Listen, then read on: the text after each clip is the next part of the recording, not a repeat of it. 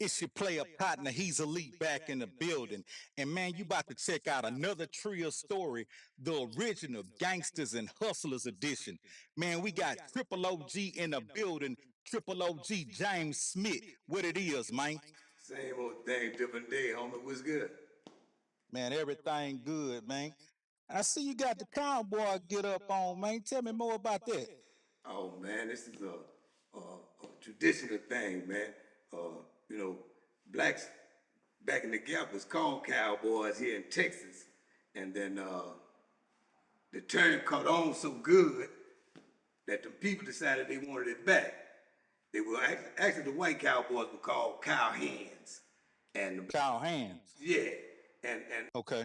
and or ranch hands, cow hands, ranch hands, and the black cowboys were called cowboys because they was calling them boys back then anyway, and they were working cows, so the term cowboy caught on.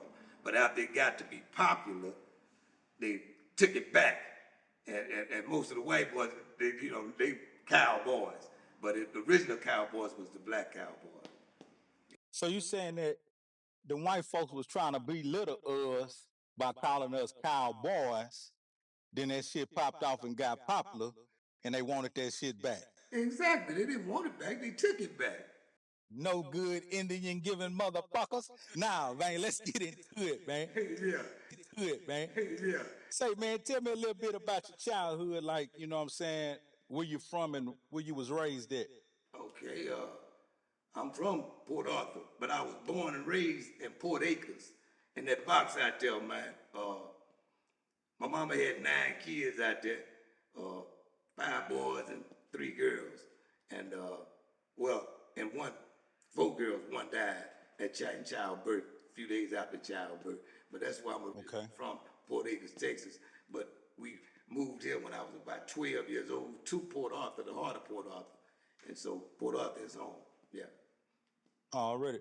Was you raised by like a single parent or two-parent household? Oh no, I was raised by my mom and daddy, but I was raised by a village in Port Acres.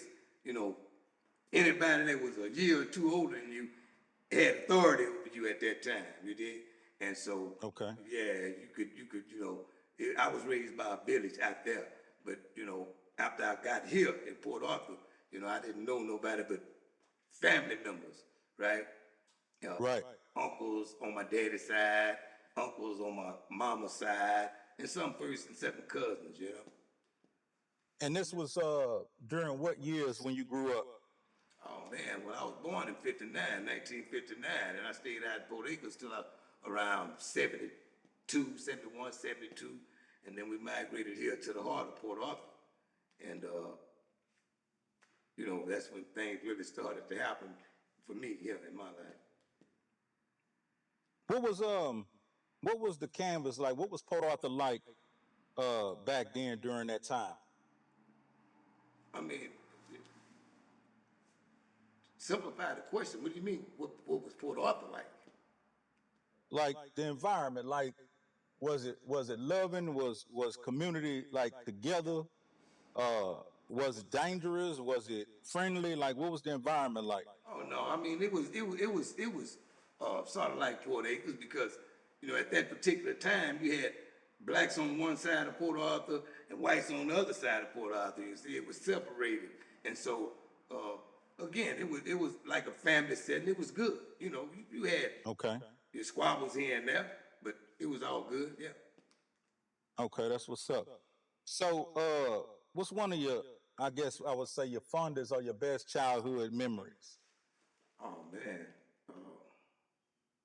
growing up in Port Acres, you know, uh, guys like older brothers to me, and the females like older sisters and aunties, and it was just you could go from any house out there down Davis or any one of the streets in Port Acres and get a meal, get a plate, and you didn't have to Come on. people would offer it, because they knew everybody knew everybody.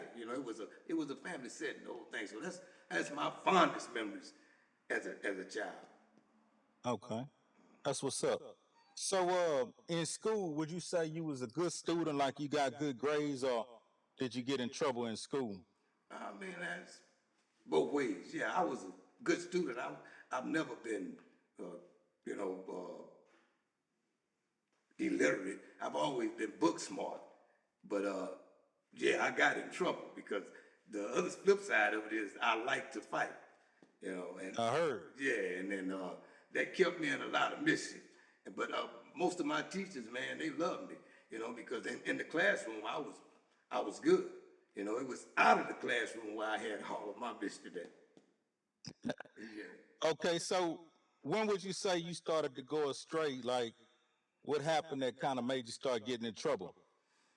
Ah, man, I don't know. I guess after we moved from Port Acres out here to Port Arthur, and like I said, I didn't have a lot of friends here. I just had like immediate family members, and a lot of them on my mama's and daddy's side, the cousins were older than me, so we didn't go to the same schools. We didn't hang around the same people, and we moved to Port Arthur. We moved about 2 blocks from the west side.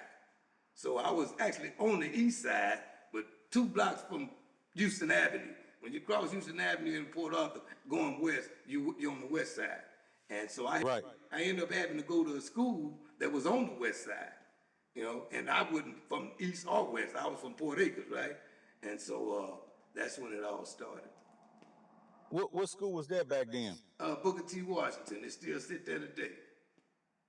Booker T. Yeah, yeah, across from the mountains, right? Exactly. But at that time, the mountains wasn't even there.